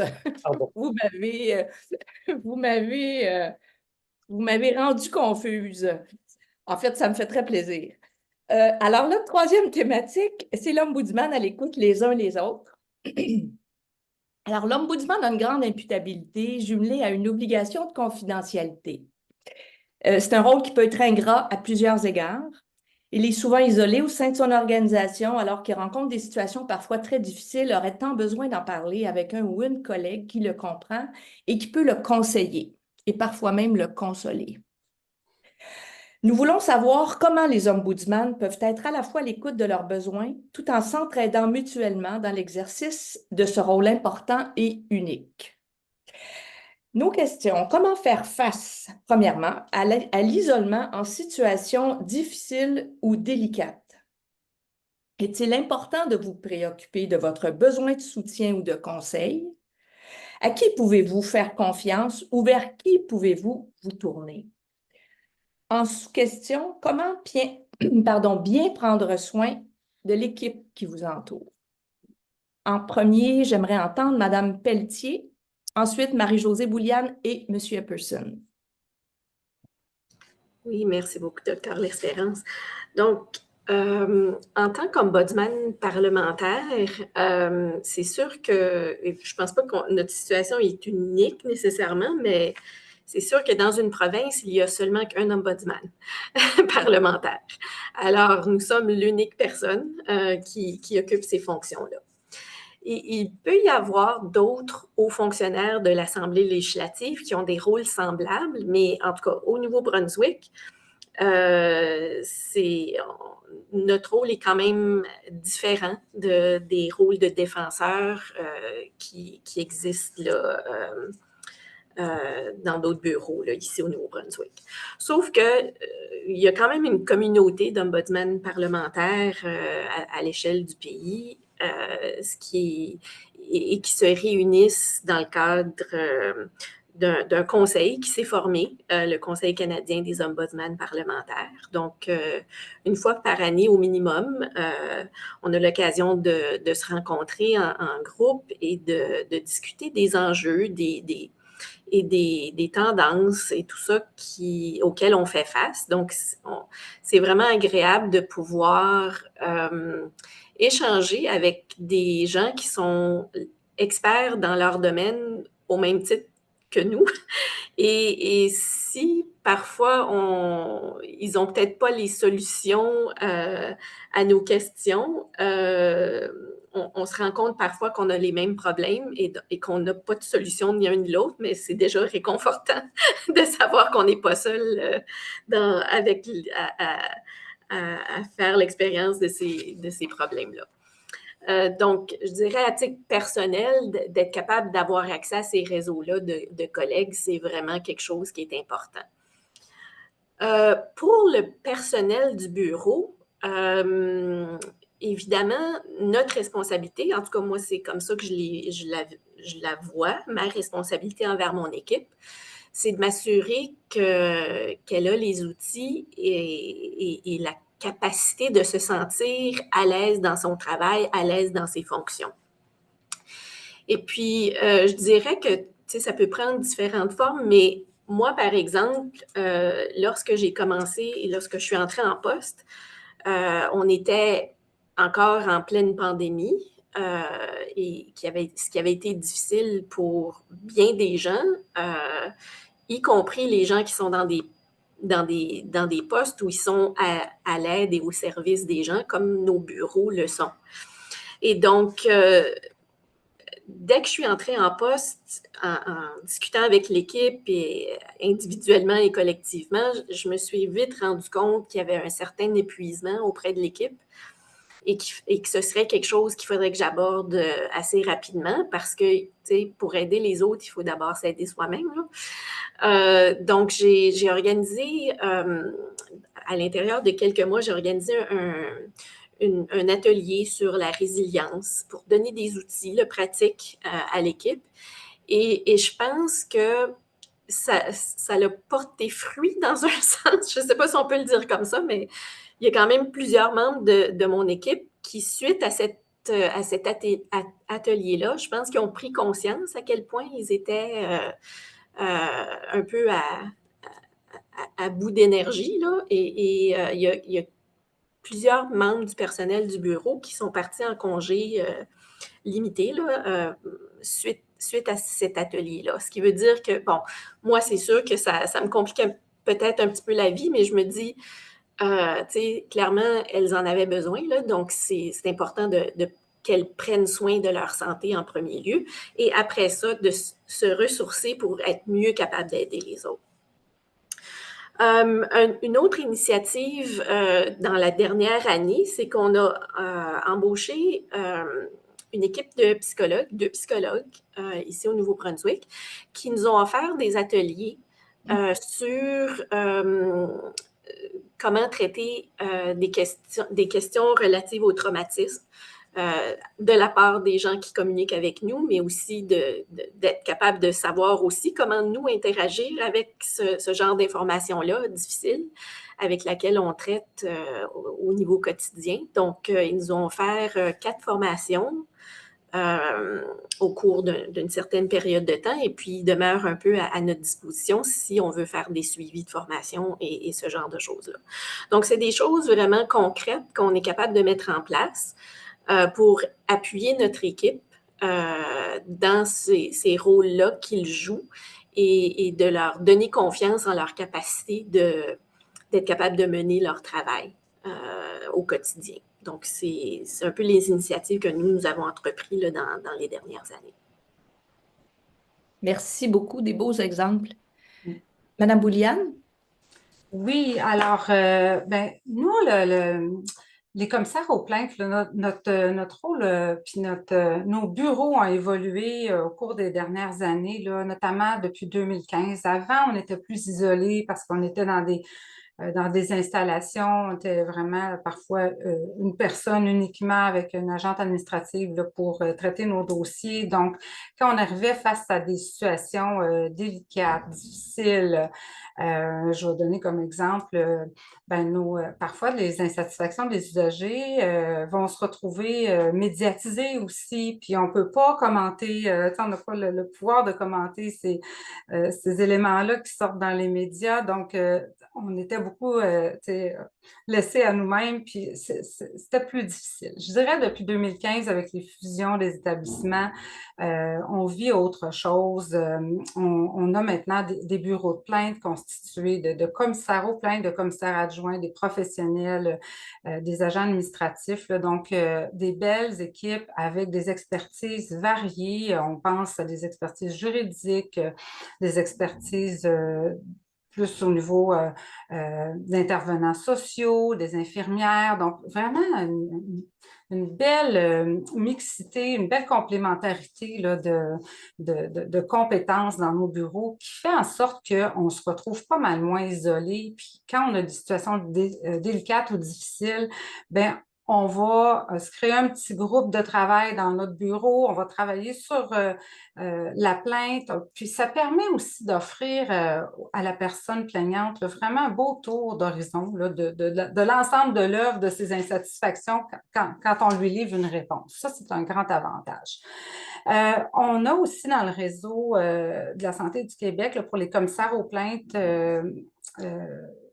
de l'ensemble de la province, ainsi que les membres de nos employés de nos bureaux de plainte, on bénéficie de différentes communautés de pratique, dont un regroupement des commissaires aux plaintes et à la qualité des services.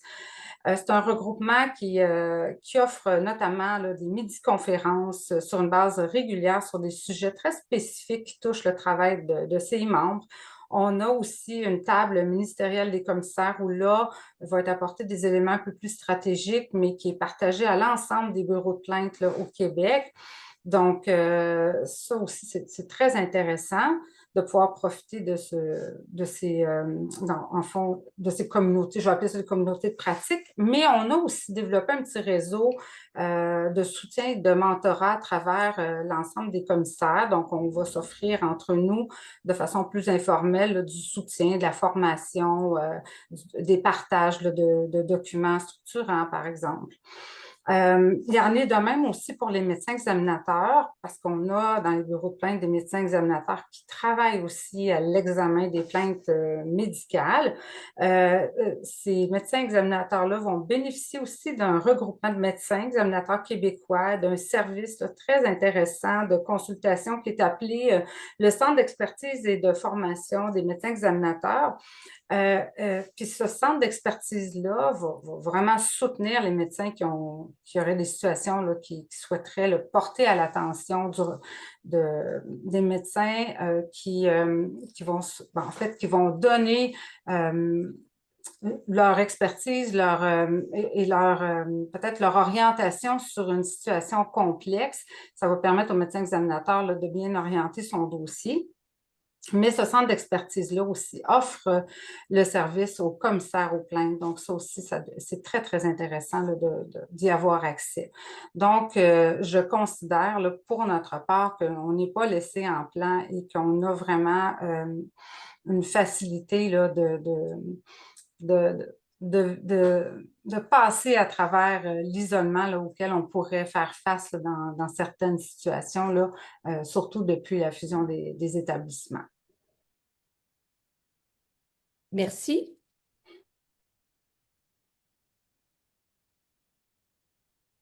Monsieur Epperson? Oui, merci. Donc, comment faire face à l'isolement? C'est une très bonne question. j'ai fait l'expérience de passer d'un bureau de 6 personnes en Alberta, on était 6 en tout, donc j'avais 5 collègues. Pendant 7 ans, je travaillais en Alberta. Ensuite, travailler seul au Luxembourg, un pays où je connaissais personne. J'avais des amis en France, en Allemagne, mais personne au Luxembourg. Et il fallait créer ce bureau de nulle part. Et je travaillais seul pour la première fois comme ombudsman là-bas. Et c'était un grand changement de perdre une équipe avec laquelle je pouvais me concerter, poser des questions sur les dossiers. Depuis mon arrivée au Luxembourg, les discussions confidentielles avec d'autres ombudsmen de mes associations d'ombudsman étaient très utiles, très importants. Tout d'abord, ANOHE, European Network of Ombuds in Higher Education, AOUC au Canada, mes anciens collègues quand je travaillais ici, l'Association des ombudsmen universitaires, des universités et collèges du Canada, voilà, AOUC, et IOA aux États-Unis, donc International Ombuds Association. Quand j'avais des cas complexes, quand je mettais en place la charte du bureau, plein de moments tout au long de 3 premières années au Luxembourg, mes collègues à l'échelle mondiale étaient vraiment importants pour moi. Et je suis toujours très reconnaissant de soutien que j'ai eu les 3 dernières années. Donc, je pense que les associations peuvent en quelque sorte remplacer euh, euh, les collègues sur place si on travaille seul comme ombudsman. Pas entièrement, mais dans mon cas, ça m'a aidé énormément. Heureusement, ce mois-ci, je viens d'embaucher un collègue qui va travailler avec moi au Luxembourg, donc je ne suis plus seul depuis le 1er octobre. Donc maintenant, j'ai une collègue qui vient de démarrer chez nous. Donc, à partir du mois de novembre, j'aurai quelqu'un avec qui je peux consulter pour les dossiers, les efforts de sensibilisation de la communauté. Et en janvier, on va avoir une 3e qui arrive. Donc, c'est une bonne nouvelle chez nous au Luxembourg. Mais je pense que j'avais une période d'adaptation, de passer d'un bureau de 6 à travailler tout seul, c'est certain. Mais si jamais quelqu'un se retrouve dans cette situation, il ne faut pas hésiter à contacter ses collègues. Je trouve que la communauté mondiale d'ombudsman est vraiment à l'écoute. Et je suis reconnaissant d'avoir été membre de ces associations quand j'avais besoin de l'aide. Voilà. Merci beaucoup. Je ne peux pas ne pas poser cette même question-là, M. Zenger, dans le sens où vous avez, vous, une clientèle qui est bien particulière. Pardon. Est-ce que pour votre équipe, ça pose un enjeu particulier en termes de relations? Est-ce que c'est plus difficile, vous pensez, dans le milieu carcéral, de servir une population carcérale que ça l'est une population universitaire ou en santé? Oui, je pense que c'est un des nombreux défis. Ce n'est pas juste un défi pour mon organisme, mais certainement pour les services correctionnels du Canada. Si on regarde un petit peu le profil des délinquantes et délinquants qui servent une sentence au niveau fédéral, ce n'est pas si vous voulez, ça ne représente pas la société canadienne dans son ensemble. Il y a certaines caractéristiques de cette population et ce qui soulève, d'après moi, aussi des problèmes de justice sociale et de droits de la personne. On trouve une très grande prépondérance de gens qui souffrent de problèmes de santé mentale. Beaucoup d'entre eux aussi ont des problèmes de déficit cognitif de toutes sortes. Le niveau d'éducation moyen pour une personne qui est placée ou sentencée à un pénitencier est un secondaire 3. Alors, ça vous donne un petit peu l'idée la capacité de ces gens-là à défendre leurs droits et accéder à la justice. Il y a aussi énormément de problèmes de toxicomanie et de problèmes de substances. Alors, on parle à peu près de 75% de la population carcérale qui a des problèmes d'abus de substances. La majorité aussi ont très peu de formation professionnelle. D'ailleurs, plus de 60% étaient sans emploi durant quand ils ont commis leur acte criminel. Et on voit aussi, évidemment, ce que j'ai parlé plus tôt aujourd'hui au niveau de la surreprésentation de certaines populations comme les Autochtones et les Noirs. Alors ça, pour le service correctionnel, c'est excessivement difficile à répondre à leurs besoins et à leur offrir des programmes et leur donner plus un plus haut niveau d'éducation et de formation professionnelle et tout ça. Et aussi pour les gérer, parce que quand on parle de santé mentale, souvent, quand on parle de problèmes de personnalité, par exemple, ça peut être très difficile à gérer des gens avec ce genre de problèmes de personnalité. Et pour mon bureau, c'est un peu la même chose. On communique, par exemple, mon bureau, on est une cinquantaine d'employés, on reçoit autour d'à peu près 20 000 appels par année par téléphone. On visite, mes enquêteurs passent beaucoup de temps en pénitencier, ce qui est très important pour justement recevoir les plaintes et essayer de régler les plaintes. Et on a souvent affaire à des gens qui sont difficiles, qui sont marqués par la vie. Et on doit essayer de répondre à leurs plaintes, d'évaluer ça de façon impartiale et de communiquer s'il y a un problème de conformité avec la loi ou des décisions qui sont injustes et inéquitables. On doit essayer de leur communiquer si ils ont gain de cause et faire les recommandations ou non. Alors tout ça, c'est un travail, j'ai une équipe formidable de gens qui sont dédiés et on travaille beaucoup aussi pour conserver, pour gérer aussi leur propre santé mentale parce que c'est pas un travail facile. J'ai des gens, par exemple, qui regardent les nombreuses utilisations de la force, les dossiers d'utilisation de la force dont une grande partie, il y a des vidéos sur des vidéos qui ont été prises durant ces interventions-là. Et ça peut être quand même traumatisant. Alors, il faut faire bien attention à la santé de nos employés. Merci. Je terminerai avec un petit tour de table. Premièrement, je dois dire que vous êtes exemplaire. Je ne me souviens pas d'avoir géré un panel où le temps a été aussi bien respecté. Bravo. Dernière petite question.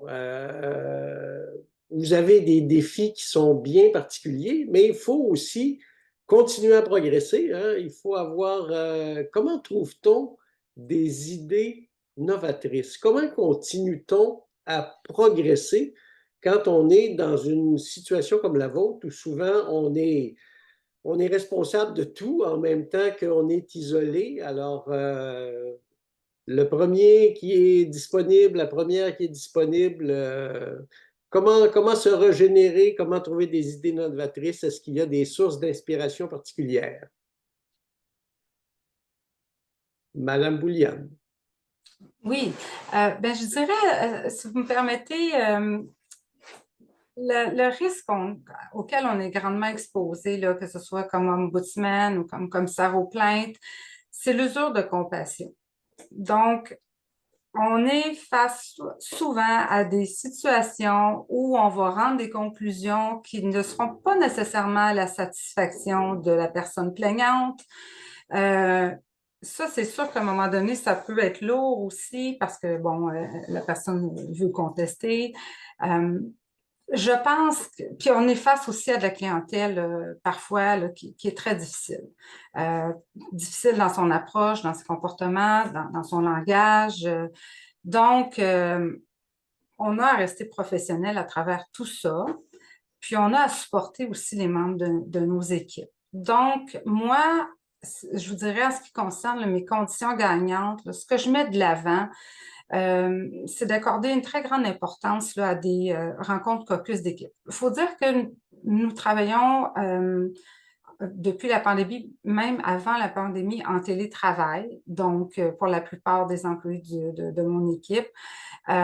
Donc, d'avoir des caucus hebdomadaires avec les gens, caucus qu'on a là, de façon en Teams, là, puis ça se passe très, très bien, mais on a un contact quand même avec les membres. Donc, ça, c'est sur une base régulière. Puis là, à ce moment-là, on a des indicateurs de performance qu'on suit, on s'entraide entre nous. J'évalue aussi à chaque semaine la perception sur la charge de travail de chaque employé. Donc, ils doivent se mettre une cote sur 10. Ça, je pense que c'est aussi une condition gagnante parce que quand je vois que j'ai des employés qui sont toujours à 10, bien là, je vais me questionner sur ce qui se passe. Puis on va, je vous dirais même, ça fait longtemps qu'on le fait, là, puis les membres de l'équipe vont avoir tendance à tout de suite aller offrir son aide à une collègue, là, par exemple, qui aurait une perception de charge de travail très, très élevée. J'accorde aussi une grande importance à offrir des débriefings avec des membres d'équipe qui auraient, par exemple, travaillé sur une situation extrêmement sensible ou qui auraient eu à prendre un appel ou une personne est en détresse au téléphone. Puis, bon, là, il faut agir rapidement. Ben, c'est certain qu'on a une procédure en place pour soutenir notre personnel qui prend ce type d'appel-là. Puis après, on offre un débriefing aussi là, rapidement pour ne pas rester en plan, là, puis avec une situation là, qui nous empêcherait de dormir pendant quelques jours parce que c'était dramatique. Ça nous arrive à l'occasion. Donc, les débriefings, les rencontres, caucus, rencontres d'équipe, très, très important pour moi. Je pense que c'est une condition gagnante. Tantôt, Mme Pelletier, vous avez nommé que la formation continue, c'est important pour votre équipe. Vous en avez mis en place, puis je trouvais intéressant ce que vous avez mentionné. Pour ma part, la formation continue, c'est aussi un essentiel, c'est priorisé. Puis c'est l'ensemble des membres de l'équipe, là, ça part des agents administratifs jusqu'au commissaire aux plaintes qui participent à ces formations continues. Des formations tout récemment qu'on a organisées sur justement la gestion des clients difficiles. Donc, ça a été très apprécié là, de la part de l'équipe. Alors voilà, ce sont grosso modo mes conditions gagnantes que je mets de l'avant pour maintenir un bon niveau de qualité puis d'intérêt du personnel du bureau des plaintes. Merci. Quelque chose à rajouter du côté des 3 autres participants sur les idées nouvelles? Ben, je suis d'accord avec ce que Marie-Josée a dit, surtout sur le point de formation continue. Je pense que c'est très important. Revenons à la question, les conditions gagnantes pour conserver l'empathie. Je pense qu'il faut se rappeler que l'empathie et la compassion ne sont pas illimitées. Aucun être humain a une capacité illimitée de prendre soin des autres. Tout le monde peut souffrir de fatigue empathique ou d'épuisement professionnel. On a besoin de nous ressourcer tous. Pour moi, mon temps personnel, je protège mon temps personnel. Pour le sport, je cours et je nage. Ça m'aide énormément. C'est sacré. Et je consacre du temps à mes amis, ma famille. Je devrais dire que je travaille à temps partiel comme ombudsman, donc je continue à enseigner et faire de la recherche. Et ce contact avec les étudiants qui ne sont pas en situation de difficulté m'aide aussi, parce que j'ai un contact professionnel avec des étudiants qui vont bien, qui sont contents de leurs études, qui n'ont pas de problème dans leur programme. Et c'est un autre contexte, un autre point de vue sur les universités. Je pense que les professions comme les nôtres, ombudsman, assistant social, travailleurs dans le secteur de santé, etc., ceux qui sont chargés d'écouter les autres et en situation difficile, et dans notre cas aussi, trouver des solutions, proposer des solutions à des problèmes systémiques, on a un risque accru d'épuisement professionnel. Donc, il faut être très prudent et faire attention aux signes de burn-out. Je pense qu'il faut être capable de reconnaître les signes de fatigue empathique. En 2022, j'ai coécrit un article avec Daniel Johns, ancien directeur retraité maintenant de Alberta Ombudsman, sur l'équilibre entre la responsabilité de surveillance de problèmes systémiques et le service aux visiteurs, aux clients. Et je pense que si on arrive à trouver un bon équilibre dans la gestion de notre temps, entre ce service clientèle, entre guillemets, service aux visiteurs, et notre responsabilité de faire des recommandations systémiques, je trouve que cet équilibre contribue à une bonne santé mentale parce qu'on ne passe pas tout notre temps au service des visiteurs. On a aussi ce temps de réflexion pour faire des recommandations systémiques et ça nous permet de nous ressourcer en quelque sorte aussi. Voilà mon point de vue. Excellent. Je pense que si on se fie à l'horaire qu'on nous a donné, 13h15, ce serait le moment de prendre quelques questions. On a demandé aux gens de les transmettre via le question-réponse qui est accessible ici. La première question de M. Saint-Gelais, est-ce que vos rapports annuels sont rendus publics? Je pense que c'est vrai dans tous les cas, je ne me trompe pas. Évidemment. Monsieur Epperson, est-ce que c'est rendu public aussi, votre rapport annuel? En principe, oui, mais en fait, ce n'est pas encore traduit. Donc, les rapports annuels doivent être traduits dans les 3 langues officielles avant d'être publiés. Donc, il faut que ce soit en français, en allemand et en anglais avant d'être publié. Donc, ce sera disponible avant la fin de l'année. Merci. Autre question de Manuele Bellonzi qui demande: en Italie, les systèmes de nomination des médiateurs ne garantissent pas toujours l'autonomie et l'indépendance de l'institution. Est-ce que vous avez le sentiment, tous les 4, d'avoir suffisamment d'indépendance? Parce qu'elle demande quelle est la réalité canadienne. Madame Pelletier? Oui. C'est largement indépendant. Oui, et puis, ouais, dans mon cas, j'ai pas nécessairement d'inquiétude autre que le problème que j'ai mentionné et qui est plus ou moins réglé là, au niveau des finances. Donc, pour nous, ça se passe bien. Rien à signaler de particulier, mais à Madame Pelletier, on vous demande aussi, pourriez-vous expliquer, Madame Michel-Aymon demande, quel est l'argumentaire que vous avez développé pour justifier un meilleur financement de votre bureau? Oui, donc c'était pas sorcier, dans le fond. Et puis d'ailleurs, c'est pas parce que mes prédécesseurs n'avaient pas tenté de faire la même chose, mais j'ai appris un peu de ce qu'ils ont tenté et qui n'a pas forcément fonctionné. Mais donc moi, j'ai pris l'approche un peu j'allais démontrer d'une telle façon que ce serait difficile de dire non. Et puis, bon, c'est toujours possible de dire non, là, mais je voulais que ce soit tellement étanche qu'il n'y avait pas d'autre conclusion à laquelle arriver. Donc, ce que j'ai fait, on a mené une analyse comparative des budgets et de la charge de travail, à la fois de mes collègues provinciaux, les hauts fonctionnaires de l'Assemblée législative, mais aussi de mes collègues provinciaux et territoriaux à l'échelle du pays, pour voir comment nous, notre bureau, on se comparait. Et effectivement, c'est une question de données pure et simple.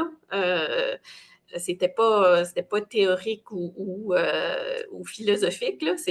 On était capable de démontrer avec des données claires que notre bureau, par rapport à notre charge de travail et le niveau de financement qu'on recevait, était nettement sous-financé, non seulement par rapport à nos collègues du Nouveau-Brunswick, mais aussi par rapport à nos collègues nationaux, qui étaient de même taille et d'ampleur que nous. Là.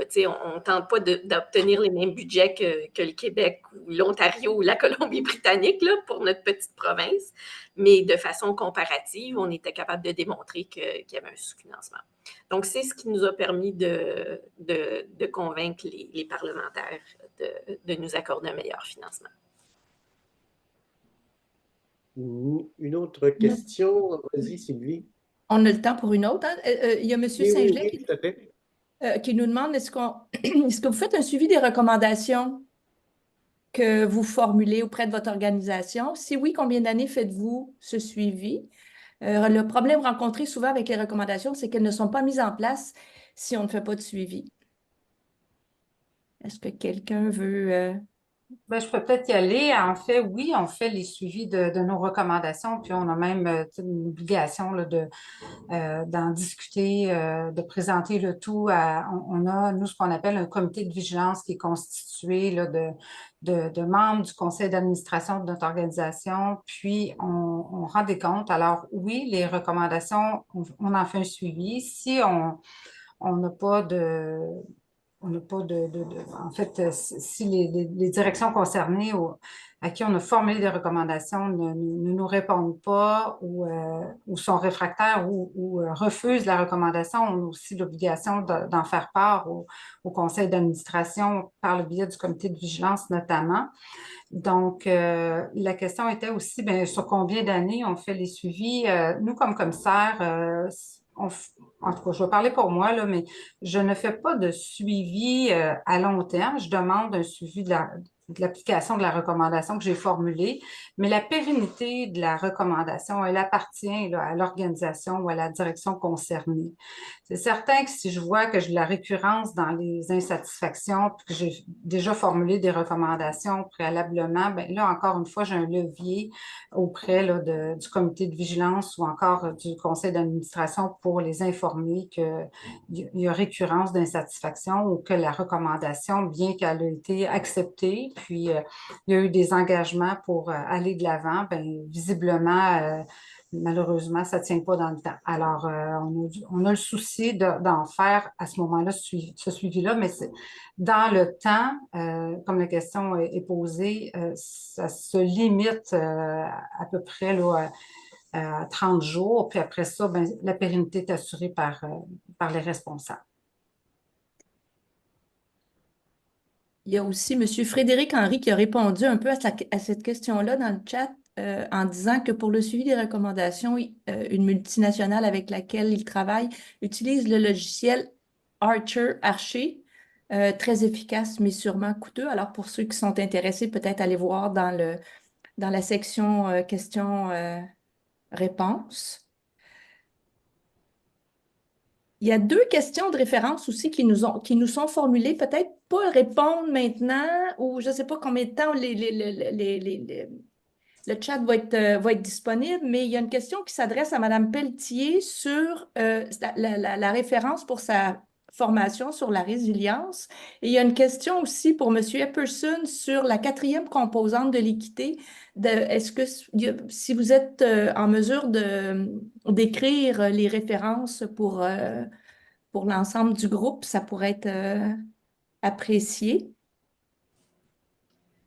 Oui, donc pour ma part, j'ai pas les informations à portée de main, mais j'ai laissé l'adresse courriel du bureau. Donc, s'il y a des gens que ça intéresse, vous pouvez nous envoyer un message et puis on s'occupera de vous envoyer les informations.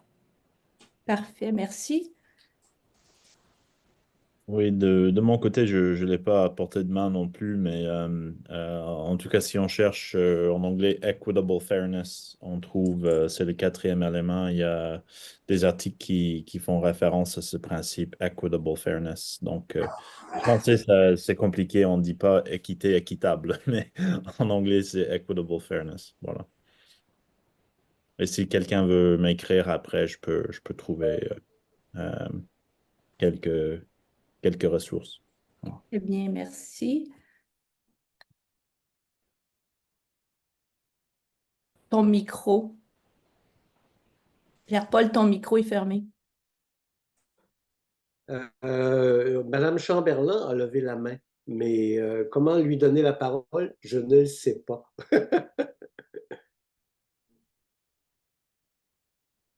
Je peux Alors, lui donner la malheureusement, parole si vous voulez. Oui, allez, donnez-lui. Merci. Madame Chamberlain, est-ce que vous nous entendez? Elle a refusé d'être panéliste, donc si elle ne veut pas, je ne peux pas la... OK. Ah, Bon, écoutez, je pense il est... est-ce que... Oh, je pense qu'on va passer à la conclusion de... Ah, il y a une Madame Blais aussi qui lève la main. Est-ce qu'on peut lui donner la parole? Il nous reste 2 minutes.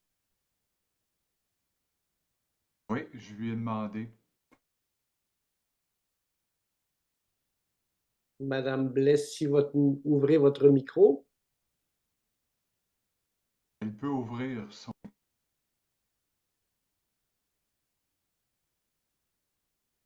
OK, on vous entend. Allez-y. non? C'est Moi, une j'entends. erreur, je Alors, m'excuse. oui. C'est une erreur, je m'excuse. Ah Ah, bon, pardon. Bon, d'accord. parfait. Alors, on va céder la parole à Madame Boncopain, je crois, sur ce. Ah ben écoutez, je dois vous dire que c'est une excellente conférence. J'ai entendu les conférenciers. Je suis à l'écoute de tous, mais on a des très bons animateurs. Merci à vous, les conférenciers, les animateurs, d'être ici aujourd'hui. Au plus haut de la conférence, on avait 173 participantes présentes. J'ai adoré, tu sais, prévoir pour prévenir, c'est revenu comme thématique. On a un village d'ombudsman, ça veut dire qu'on a quand même un réseau large au niveau international.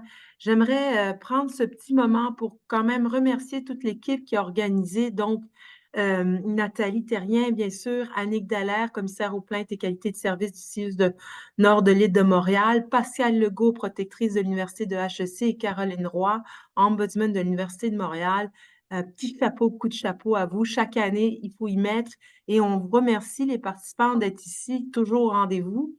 Je remercie spécifiquement aussi dans l'American Bar Association, the African Ombudsman Research Center, the African Ombudsman and Mediators Association, the International Ombuds Association. Il y a beaucoup d'associations et c'est pour ça qu'on le fait en francophone. La plupart sont anglophones. The European Network of Ombudsmen in Higher Education. Donc, toutes ces organisations, aussi l'Association des ombudsman médiateurs de la francophonie, le regroupement des commissaires aux plaintes à la qualité des services, le protecteur national de l'élève, on a aussi le Forum canadien des ombudsmen. Toutes ces entités-là nous ont aidés aujourd'hui à diffuser et promouvoir ce webinaire. Donc, j'espère que vous avez eu autant de plaisir que moi. Je vous remercie tous et je fais un petit chapeau à notre technicien de l'UQAM. Merci beaucoup d'être présent avec nous et de nous aider aujourd'hui. Je donne la parole à Nathalie pour le coup d'envoi. Qui est à l'écoute, merci de votre participation. Et je voulais dire qu'en conclusion, souvenons-nous que plus nous prenons le temps d'écouter, plus nous créons les conditions pour être réellement entendus. Alors, c'est dans cette écoute mutuelle que naissent les plus grandes idées et les plus belles collaborations. Alors, sur ces belles paroles, on vous attend l'année prochaine, le 2e jeudi d'octobre, donc le 9 octobre 2025. Mettez à votre agenda, c'est un rendez-vous. Merci à tous. À bientôt. Merci à tous. Merci. Merci, au revoir. Bonne journée. Thank you very much. Merci à tous.